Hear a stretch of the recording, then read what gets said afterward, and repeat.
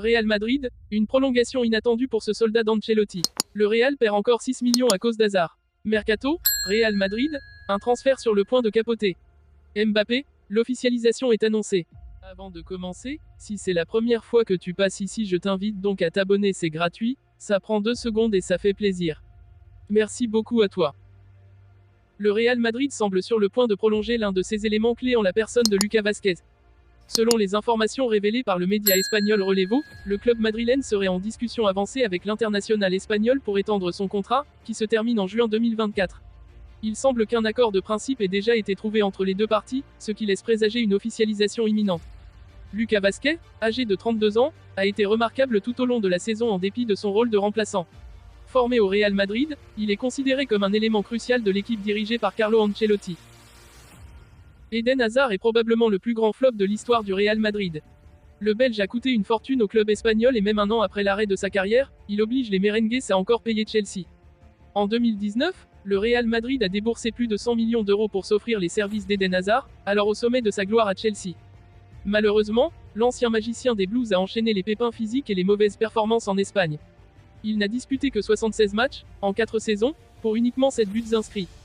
Mais outre l'aspect sportif qui n'a pas fonctionné, c'est financièrement que le Real Madrid a le plus été impacté car même si Eden Hazard a pris sa retraite en juin 2023, initialement, il avait signé un contrat jusqu'en juin 2024. Ainsi, les clauses signées sont toujours effectives. Et comme le rapporte le journal The Telegraph, le Real Madrid va devoir lâcher près de 6 millions d'euros à Chelsea à cause de sa qualification en finale de la Ligue des Champions. En laissant partir Eden Hazard au Real Madrid, Chelsea a bien négocié et a intégré une clause qui stipule qu'à chaque fois que le joueur belge atteint la finale de la Ligue des Champions pendant la durée de son contrat, le géant espagnol doit débourser près de 6 millions d'euros au club anglais.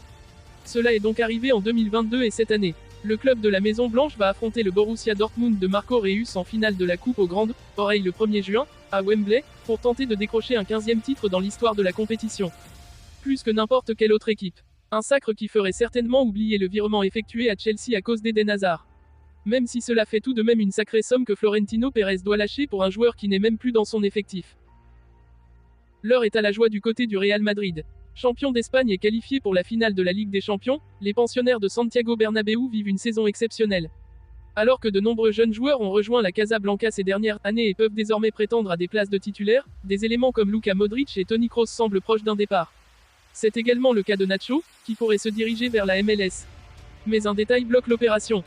Vainqueur d'Alaves mardi, le Real Madrid se rapproche de sa finale de Ligue des Champions. Le 1er juin, les hommes de Carlo Ancelotti tenteront de décrocher le 15e trophée de l'histoire du club dans la compétition. Dans l'effectif du coach italien, beaucoup ont déjà remporté ce titre avec la Casablanca, certains à de multiples reprises. C'est notamment le cas de Nacho, qui a soulevé 5 fois le coupe aux grandes oreilles avec les pensionnaires du Santiago Bernabéu.